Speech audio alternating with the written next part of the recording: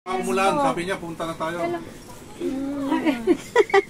ako makaya, naka-face mask ako kasi yung lips ko. Pinapasok kami ni Lola kasi daw nakatayo kami.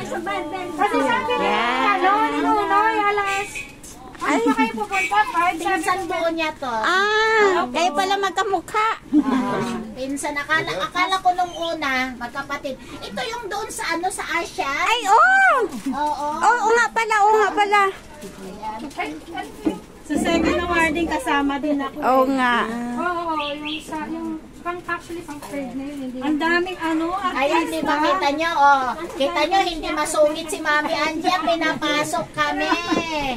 Oh, pinapasok kami. Mabait yan. At saka si Lola, oh, ayaw niyang tumayo kami doon sa labas, pinapasok kami ni Lola. Nakapasok na kami, pasensya na.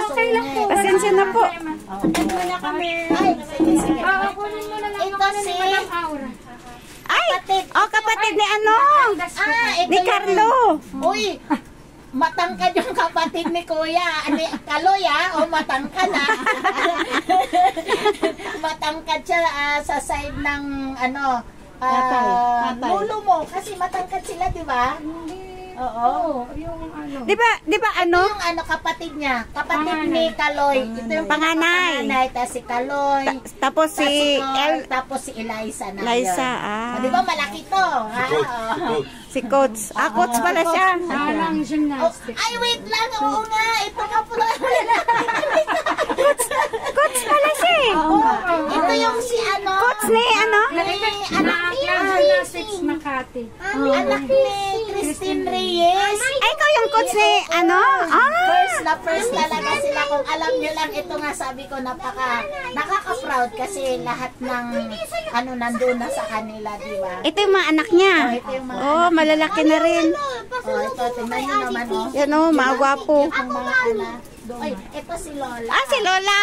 Ito naman guys, Lola ni Yolo. Ito mag-ina. Mag-ina. At ito naman, at saka si Lola, mag-ina din. O diba, kita nyo guys, mga senior yung mga tao. Kompleto pa talaga. Tsaka si Lola, kahit siya lang yung natira dito, pinapasok kami. Pero kanina, ayaw ko talagang pumasok kasi wala pa sila Mami, wala pa sila Lola. Pero sabi ni Lola, pasok na kayo kasi nakakaano kayo dyan na nakatama daw sa labas, diba? Ganon ka, yung family Yolo talaga marunong silang makipag-coordinate sa mga tao. Yung mga ibang tao dyan sinasabi nila na hindi maganda ugali ni Mami Angie. Ito na nandito. Si Mami Angie mabait. Ayan ayan diba? Ayan. Syempre, alam nyo kasi, Mami din ako kaya, syempre, talagang suporta ako kay Mami Angie. Yung mga iba dyan, totoo, masakit naman sa dibdib yun. Kaya, kung Mami kayo totoo, ito na si Mami, diba? Pero si Mami nakakayanan niya pa rin. Kaya, tingnan nyo, Lola ni Mami Angie, nanay niya. Diba kung hindi mabuting ina si Mami Angie, bakit nandito ngayon yung lola niya, nanay niya? Wala dito si Lolo at saka yung si Lolo ni Mami Angie wala dito, siguro nasa labas sila. Nasa labas. Yung isa nakatulog siguro yun si Lolo. Kaya, Mami Angie, pasensya ka na. Kasi sobrang lakas ng ulan. Hindi kami nakapunta nila kay. Pakita mo sila kay.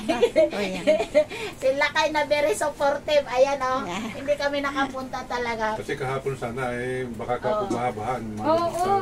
Tumawag si Jan. Sabi ko, Jan, pakisabi kay Mama Angie mo, hindi kami makapunta gawa nung umulan. Oo, kaya ayan, nandito kasi nag-mine Ito yung mine ko. Hindi ka ba yun? Madam Aura. Salamatan ko yung eldest daughter ni Mami Angie. Siya yung tagabasa ng pangalan ko habang nagmamay ako. At syempre yung pinsan ni Mami Angie. At syempre habang nagla-live si Mami Angie. Ito pa yung mga in-order ko kay Mami Angie. Ang pieces. Ayan, tingnan nyo. Magkano to lahat, Mami Angie? 2.9. Ay, tingnan nyo ha. 2.9 ang dami na guys. Yan, mag-mine na rin kayo. Yan, ang dami yan Tingnan nyo guys. May freebies. Ang dami Ay, may freebies daw. May previous pa Oh, akong diba? binigay. Baka magmay Si na rin Lola. si Julie dito sa Ayan. may ko. Ang dami. Ang Dami guys. Ilabas natin ha para maniwala kayo guys. Kaya gamamande.